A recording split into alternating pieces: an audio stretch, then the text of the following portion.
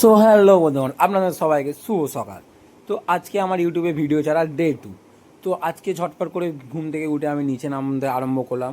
তো নিচে নামার পরে আমি সবার ফার্স্ট আগে ব্রাশ করে নিলাম। ব্রাশ না করলে ভাই গা থেকে দুর্গন্ধ বেরোয়, কিছু করার নেই। তো ব্রাশ করে নিয়ে আমি ঝটপট করে ওপরে গেলাম। ওপরে গিয়ে শুনলাম আমাদের এখানে একটা বিয়ে বাড়ি আছে, বাট সেখানে আমাকে নিমন্ত্রণ করেনি। ভাবছি আজকে বিনা নিমন্ত্রণতেই বিয়ে বাড়িতে যাবো, দেখি আমাকে কি সেখানে ঢুকতে দেয় নাকি সেখান থেকে বার করে দেয়। তো দেখি, চলো দেখাই যাক কী হয়। তো গাইস চলে এসেছি আমাদের বিয়ে বাড়ি, এই সেই ভিলা, এই ভিলাতেই আমাদের বিয়ে বাড়ি আছে। তো এই ভিলাতে আমি গিয়ে দেখবো আমাকে কি এখানে ঢুকতে দেবে নাকি গেট থেকে বাইরে বার করে দেবে। সো আমি নিজেও জানি না, আমি একটু ভয়ও লাগছে যে ভিতরে কী হয়, চলো আমরা গিয়ে দেখা যাক। তো ভিতরে যাচ্ছিলাম, তো গিয়ে দেখি বাবা সবাই বসে আছে, তো সবার মাঝখানে তাল মিলিয়ে দিচ্ছিলাম। তো একটা বাচ্চা ছেলে সে দেখা, বাচ্চাকে জিজ্ঞেস করলাম, ভাই আমি এখানে বিনা নেমন্তন্নতে এসেছি, আমাকে কি এখানে কোনো বাইরে বার করে দেবে নাকি কোনো কিছু করবে।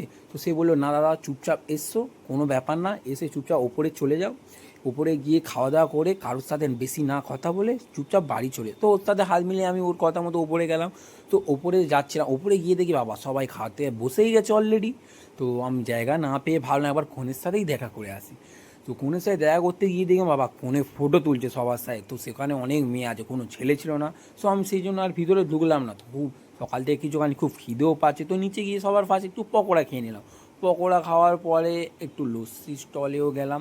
গিয়ে লস্যি স্টলে গিয়ে দেখলাম না, লস্যিটা ভালোই ঠান্ডা হয়েছে, খেতেও ভালো বেশ। তারপরে গেলাম ফুচকা স্টলে, কাকার কাছ থেকে একটা ফুচকা নিলাম।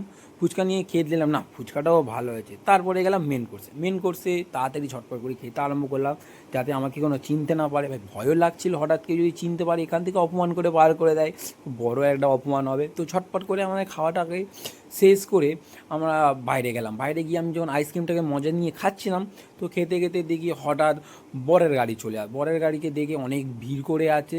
তো আমি যতক্ষণ দেরি না করে ঝটপট করে বাড়ির দিকে রওনা দিলাম।